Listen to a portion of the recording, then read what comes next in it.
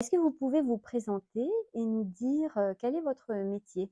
Oui, je m'appelle Élise Rigaud, donc je suis enseignante-chercheuse à l'université de Toulouse, Jean Jaurès, dans un département de design et d'art plastique. Et j'ai une spécialité dans mes recherches sur le lien entre l'art et la science, et notamment sur tout ce qui est autour de l'océan. Et j'essaye donc de développer des recherches autour de ce que serait un design océanique. Très bien. Et donc est-ce que, vous pouvez nous expliquer en fait en quoi, les activités que vous réalisez, elles sont liées à des compétences STEM? Compétences, pardon? Alors les compétences STEM, c'est, les connaissances, enfin des compétences qui vont être liées aux sciences, à la technologie, aux mathématiques ou à l'ingénierie en fait. D'accord.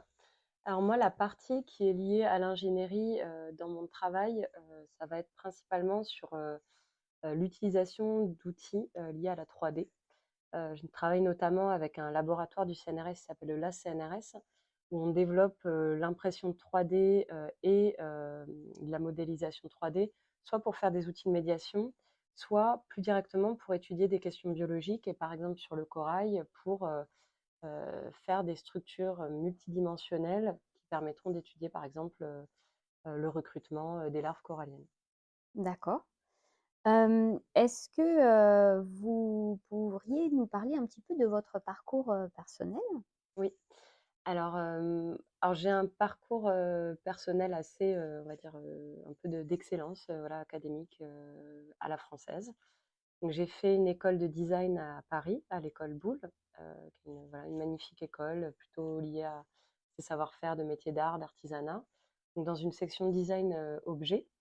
Par la suite et en fait un peu en même temps, j'avais intégré l'école normale supérieure, qui à l'époque était à Cachan, maintenant Paris-Saclay, ce qui m'a permis de compléter par un master de recherche où j'ai travaillé les liens entre design et sciences et ce que j'ai voulu poursuivre, que j'ai poursuivi dans une thèse.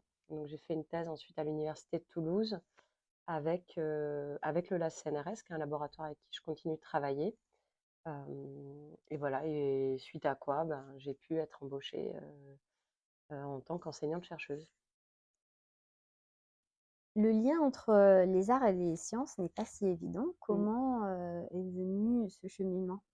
Oui, alors bah, moi j'ai fait une école de design donc, et, et puis à l'époque, enfin toujours, je me suis toujours posé beaucoup de questions sur la finalité des technologies qu'on pouvait développer, leur future application. Et donc, c'est peut-être un peu long, mais on va dire le cheminement a été au niveau des questions éthiques en fait. Quel choix souhaitons-nous faire des technologies que l'on développe demain? Et puis une volonté de mieux comprendre de l'intérieur les systèmes techniques et donc d'aller travailler directement avec des ingénieurs qui font de la recherche. Puis ce monde-là c'est un monde dans lequel j'étais bien, en fait, je pense tout simplement, où j'ai fait beaucoup de belles rencontres. Et petit à petit, avec les collaborations, notamment avec le muséum, auprès d'expéditions scientifiques, j'ai trouvé une voie qui était enfin, la mienne, quoi, et qui mêle donc design, art, technologie, science, et autour de cette idée euh, de nous rendre sensibles au vivant d'une autre manière, en tout cas de rendre les connaissances sensibles. Dans le design, quelles sont les compétences, technologiques, mathématiques, qu'il faut avoir en fait? Alors, il y a autant de design que de designers, donc cette question enfin, c'est pas très systémique en fait comme approche. Disons que c'est plus la singularité qu'on va aller chercher chez un designer et on va dire sa patte. Mais par exemple, sur la branche, on va dire plutôt industrielle, on va aller chercher des compétences autour de la modélisation, ça peut être aussi donc des compétences d'ingénierie. Et souvent, ce que le designer apporte en plus, c'est sa vision créative où il va chercher des solutions qui en fait étaient complètement désimpensées. Donc cette capacité d'aller trouver dans les angles morts d'autres voies et donc de ne pas forcément répondre au cahier des charges tel qu'on lui a présenté, mais de le reformuler. Mais il va avoir, en tout cas dans la partie un peu plus industrielle, aussi des compétences de type ingénierique, donc qui vont être de savoir penser un système, des assemblages, alors et puis ça dépend, bah, du degré de complexité voilà, des objets et des systèmes dont on parle. Pour travailler, j'imagine qu'il y a des outils informatiques assez précis à savoir maîtriser, des logiciels et ce genre de Oui, choses? alors les logiciels évoluent très vite, donc quand on est designer, on apprend beaucoup d'outils, tout au long de sa carrière, tout le temps. Il y a jamais de routine, enfin, puisque le monde est en constante évolution, on est toujours en train de, voilà, de se reformer. Mais il y a effectivement, bah, voilà, on va dire le 1er outil, c'est la main, c'est de savoir dessiner. Le premier outil, c'est les yeux, savoir observer. Le deuxième outil est la main, savoir dessiner pour, se projeter. Et cette main-là, après, ben, quand on passe sur des systèmes complexes, elle va, devenir, effectivement des logiciels plutôt de 3D. Est-ce que vous travaillez aussi avec d'autres professions, comme par exemple des pêcheurs, des ethnobotanistes, des juristes? Hem, Très bonne question. Je travaille avec, d'autres chercheurs, donc ça peut être des biologistes marins, ça peut être, des technologues, des naturalistes. Et là, les pêcheurs, dans le cadre de mon travail, ils sont plutôt du côté du terrain. Quand on fait de la recherche, moi, je fais un type de recherche peut-être un peu particulière qui s'appelle la recherche-création. Donc c'est, un mode de recherche où dans le projet de recherche, il y a de la création et cette création va avoir des effets dont on va pouvoir observer. Et donc, avant de créer, il y a une partie terrain, donc ça qui est assez similaire à une démarche de design commune, hein, où on va faire de l'observation. Et là, les pêcheurs vont intervenir plutôt donc, dans une partie interview, observation et d'intérêt pour leur monde et leurs pratiques. Qu'est-ce qu'on peut apprendre du terrain ou des savoirs traditionnels dans Mm. votre métier pour nourrir un petit peu sa pratique ou ses réflexions? Donc, tout, dans le sens, enfin tout, comment dire? Ça dépend des projets qu'on fait. Mais moi, dans mon cas, ça m'intéresse en fait de réussir à mêler des mondes. Donc, par exemple, pour faire de la transmission de savoir sensible prenons l'exemple des coraux, alors il va y avoir des explications qui peuvent être des explications de phénomènes biologiques, euh, mais pour les transmettre, en tout cas en faire de la médiation, ça va être intéressant ça va être intéressant de les traduire. Et parfois, dans les traditions orales, les savoirs ancestraux, il y a des manières de langage, des manières de voir les choses, de les penser, qui peuvent être des clés, qui peuvent être des sources d'inspiration, tout en, comment dire, prenant des pincettes parce qu'il y a, enfin, en recherche, voilà, il y a pas mal de biais autour de l'appropriation culturelle auquel il faut prêter attention. Euh, mais en tout cas, il y a, je pense, un mariage et une hybridation qui peut être, voilà, qui peut ouvrir vers d'autres formes de savoir qui ne soient pas uniquement académiques. Pour ma petite page. Euh, alors, si vous deviez expliquer un projet auquel vous avez participé, qui a, on va dire, permis, qui pourrait inspirer en fait bah, pour la protection des océans, ce serait quoi? Mm.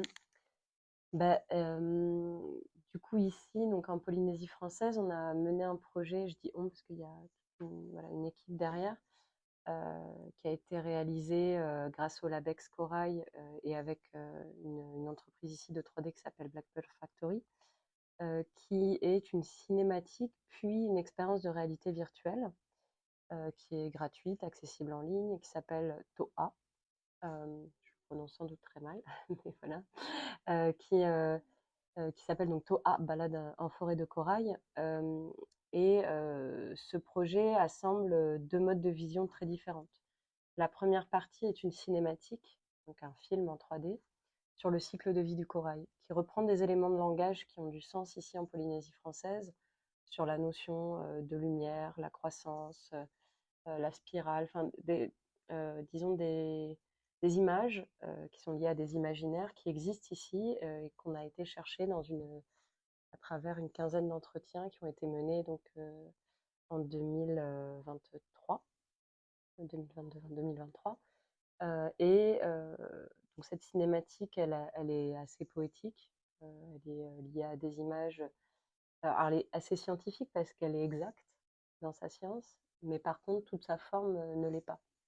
Et donc elle permet de transmettre ce cycle de vie du corail et sa manière, bien à lui, de croître, et puis d'être dans voilà, dans un cycle du vivant. La seconde partie de l'expérience est un microscope 3D, numérique, et virtuel, qui permet de manipuler une dizaine de fragments, de squelettes de coraux qui viennent tous du Pacifique, on a essayé une représentativité des différents archipels de Polynésie.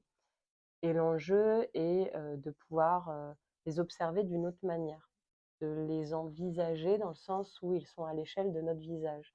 Alors que ce sont des structures assez petites, ce qu'on peut voir, voilà, on peut agrandir, des dizaines de fois, c'est des calices qui font peut-être, 1 millimètre dans la vie réelle. Et l'enjeu, voilà, c'est de donner à percevoir des données qui sont plutôt généralement des données scientifiques, bien qu'aujourd'hui, bah, des entités comme le muséum, travaillent à numériser beaucoup, hein, des modèles 3D pour les rendre aussi accessibles au grand public, et que les archives ne soient pas que, bah, comment dire, une chasse gardée de grandes collections qui sont finalement peu accessibles.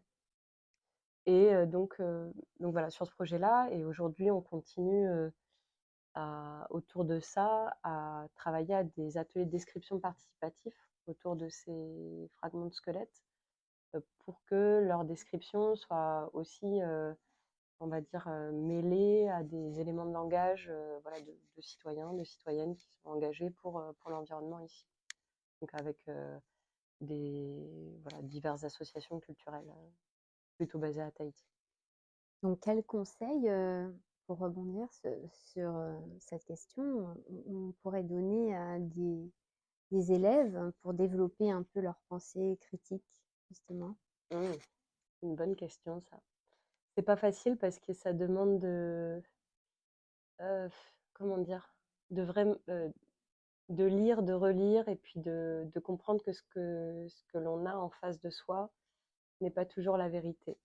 Alors pour être un peu plus clair, je pense qu'on est dans un monde très affirmatif et déclaratif. Voilà, où on va, déclarer des informations comme si c'était vrai, comme si, c'était très performatif. On l'a dit donc on le fait, ce qui est pas forcément le cas. Qui est lié à notre société d'information, qui est lié à cette ère un peu de post-vérité où on est, où bah, on peut dire un peu tout et tout, son contraire, donc ça, c'est pas évident. Moi, je dirais que pour réussir à alimenter sa pensée critique, il faut se faire confiance, de un, à ce qu'on sent, ce qu'on voit. Et donc, ça ne veut pas dire être méfiant, hein, de tout ce qu'on entend, mais c'est juste si on sent que ça cloche, que ça hic, bah, potentiellement ça cloche, c'est possible. Et rester, je ne sais pas comment dire, mais ancré aussi dans le réel, c'est-à-dire prendre le temps d'observer ce qui se passe autour de soi, prendre le temps de vraiment écouter, de confronter des points de vue, de ne pas penser qu'il y a une vérité unique en fait. Voilà. Donc, je dirais que voilà, la pensée critique vient aussi de cette possibilité d'enrichir en fait plein de points de vue. Et la dernière question, quels métiers liés au STEM et aux océans vont être, importants dans l'avenir d'après toi? Ah, pas évident ça comme question. Je réfléchis. Si J'imagine qu'il y a beaucoup de choses en fait, parce que dans ces métiers de l'océan, en fait, il va y avoir une partie liée au STEM qui va être sur les capteurs.